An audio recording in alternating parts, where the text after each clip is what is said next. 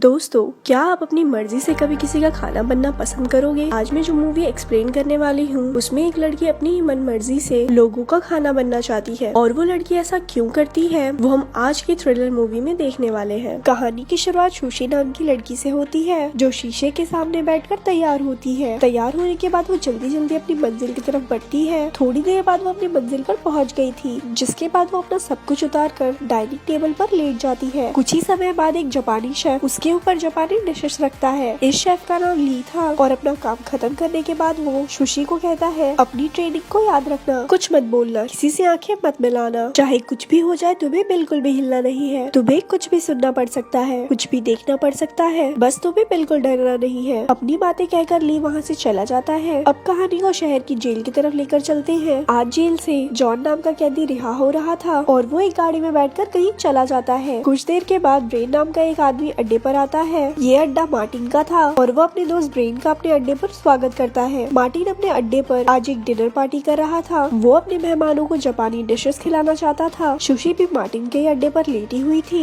जिसके ऊपर अलग अलग डिशेस पड़े हुए थे। सुशी को देखकर ब्रेन मार्टिन से पूछता है कि ये लड़की यहाँ पर क्या कर रही है। ये सुनकर मार्टिन उससे कहता है, मैं डिनर को स्पेशल बनाना चाहता था। ये लड़की फूड ट्रे का रोल निभा रही है और इसके ऊपर खाने वाली डिशेस रखी हुई है। ब्रेन समझ गया था कि लड़की का यहाँ कोई काम नहीं, वो तो सिर्फ शो पीस की तरह लेटी रहेगी। इसी दौरान दूसरा मेहमान आता है जिसका नाम मैक्स था। मार्टिन ने उसे भी डिनर पर बुलाया था और वो उसका भी स्वागत करता है। मैक्स के बाद तीसरा मेहमान आता है और तीसरे का नाम फ्रैंक था। सभी मेहमान मार्टिन की फूड ट्रे देखकर बहुत हैरान थे, जिसके ऊपर डिशेस रखी थी। आखिर में जॉन भी मार्टिन के अड्डे पर आता है और वो यहाँ आने वाला आखिरी मेहमान था। जॉन थोड़ी देर पहले ही जेल से रिहा हुआ था और रिहा होने के बाद सीधा वो यहीं पहुँचा था। दरअसल ये सभी लोग मार्टिन के गैंग में काम करते थे और मार्टिन के बुलाने पर ही यहाँ आए थे। जल्द ही सभी मेहमान डाइनिंग टेबल पर बैठ जाते हैं, जिसके बाद मार्टिन उनसे कहता है, पूरे 6 साल बाद हम इकट्ठे हुए हैं। आज जॉन पूरे 6 साल बाद रिहा हुआ है और ये डिनर उसी की खुशी में है। मेरे शेफ ली ने हमारे डिनर का इंतजाम किया है और मुझे उम्मीद है कि हम सबको ये डिशेस पसंद आएगी। मगर छोटे छोटे बातों पर गुस्सा करने वाले मैक्स को उसकी बातें पसंद नहीं आ रही थी। वो चाहता था कि मार्टिन सीधे काम की बात करे। अब मार्टिन जॉन से कहता है, 6 साल पहले हम सभी ने हीरे लूटे थे और आज हम आपस में उन्हें बांटना चाहते हैं। उसकी बात सुनकर जॉन कहता है, मेरे पास ये नहीं है। लूट के वक्त तुम लोग भाग गए थे और मुझे पुलिस ने पकड़ लिया था। मुझे नहीं पता वो हीरे कहाँ हैं। ये सुनकर मार्टिन को गुस्सा आ गया था, लेकिन हालातों को संभालते हुए ब्रेन जॉन से कहता है, वो हीरे तुम्हारे बैग में थे। इस पर जॉन कहता है, वो बैग तो पुलिस ने छीन लिया था, मुझे नहीं पता वो बैग कहाँ है। जॉन की बात पर कोई यकीन नहीं कर रहा था, जिसके बाद मार्टिन ब्रेन को इशारा करता है। उसका इशारा समझकर ब्रेन अपनी टूल किट निकाल लेता है, जिसे देखकर जॉन बहुत डर गया था। दरअसल 6 साल पहले मार्टिन और उसके साथियों ने हीरो की डकैती करी थी। डकैती के बाद ये लोग एक वैन में भाग रहे थे और इसी दौरान हरे रंग की एक गाड़ी इनकी वैन से टकराती है। इस टक्कर ने सभी को जख्मी कर दिया था। हरे रंग की गाड़ी से सैम नाम का लड़का बाहर निकलता है, जिसे ज्यादा चोट नहीं लगी थी।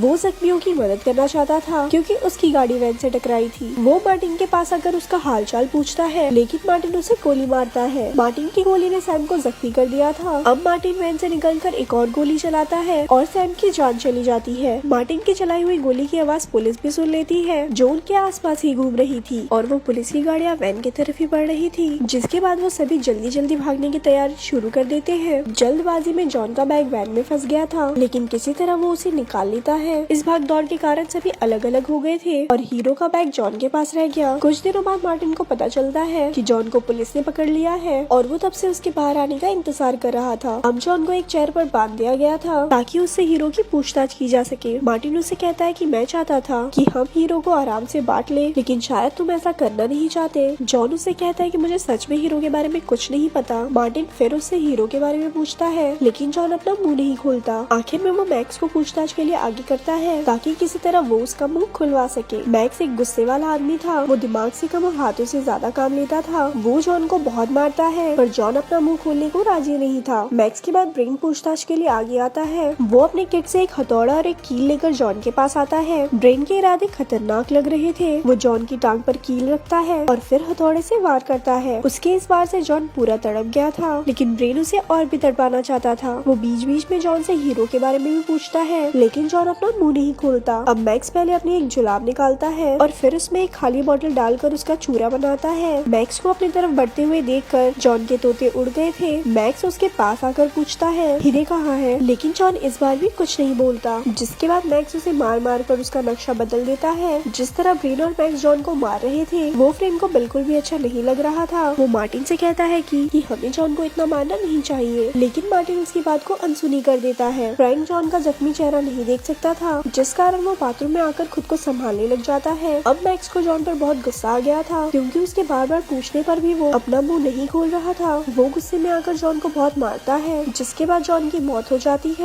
जॉन के लाश बनते ही हीरे डूब गए थे, उनके बारे में सिर्फ जॉन ही बता सकता था, लेकिन मैक्स के गुस्से के कारण वो मर चुका था। अब गुस्सा करने की बारी ब्रेन की थी और वो अपनी गन निकालकर मैक्स को गालियां देने लग जाता है। इसी बीच फ्रैंक भी बाथरूम से बाहर आ गया था और वो जॉन की लाश देखकर कहता है, तुम सभी हीरो की लालच में यहाँ पर जानवर बन चुके हो। शायद जॉन सच बोल रहा था, क्या पता हीरे सच में पुलिस के पास हो। मगर मार्टिन को उसकी बात पसंद नहीं आती और वो गोली मारकर उसे मार देता है। फ्रैंक की मौत के बाद ब्रेन फिर से मैक्स को गालियां देने लगता है और उसकी गालियां सुनकर मैक्स भी अपनी गन निकाल लेता है। देखते ही देखते वो दोनों एक दूसरे पर गोलियां चलाकर जख्मी हो जाते हैं। आखिर में पहले मार्टिन मैक्स को मारता है और फिर वो आखिरी सांसें ले रहे ब्रेन के पास जाता है। ब्रेन को उम्मीद थी कि मार्टिन उसकी मदद करेगा, लेकिन मार्टिन उससे कहता है, तुम सभी लोग पागल हो और मैं पागलों से दोस्ती नहीं रखता। इतना कहकर वो गोली चलाता है, जिसके बाद ब्रेन भी दम तोड़ देता है। अब अड्डे पर सिर्फ मार्टिन और टेबल पे लेटी सुशी ही बचे थे। मार्टिन ने मैक्स और ब्रेन को इसीलिए मारा था क्योंकि वो दोनों गुस्से में पागल हो गए थे और वो उसे भी नुकसान पहुंचा सकते थे। मार्टिन सुशी के पास आकर अपनी फेवरेट डिश खाने लगता है। डिश खाते ही उसका शरीर सुन्न पड़ने लगता है, जिसके बाद सुशी टेबल से उठकर कहती है, ली को पता था कि तुम अपनी फेवरेट डिश जरूर खाओगे, इसीलिए हमने उसमें जहर मिला दिया था। मैं तुमसे बदला लेना चाहती थी और मैंने पैसों से तुम्हारे शेफ को खरीद लिया था। दरअसल 6 साल पहले जिस गाड़ी से मार्टिन की वैन टकराई थी, उस गाड़ी में सैम के साथ साथ सुशी भी थी। ये दोनों लवर थे और घूमने जा रहे थे, मगर सुशी के सामने ही मार्टिन सैम को मार देता है, जिसके बाद सुशी खुद को गाड़ी में छुपाकर तो बच जाती है, मगर साथ ही साथ वो मार्टिन से बदला लेने का फैसला कर लेती है। उस समय जल्दबाजी में जॉन का बैग वैन में फंस गया था और उसे निकालते निकालते वो नीचे से फट जाता है। मार्टिन और उसके साथियों के पीछे पुलिस लग चुकी थी, जिस कारण वैन के पास सिर्फ सुशी ही बची थी। जब वो सैम की बॉडी के पास आती है तो वहाँ उसके हाथ हीरे लग जाते हैं। आज सुशी ने मार्टिन को मारकर अपना बदला ले लिया था, जिसके बाद वो ली के साथ वहाँ से चली जाती है और ऐसे ही ये मूवी यहाँ पर खत्म हो जाती है। ऐसे ही और वीडियोस देखने के लिए हमारे पेज को लाइक करें। धन्यवाद।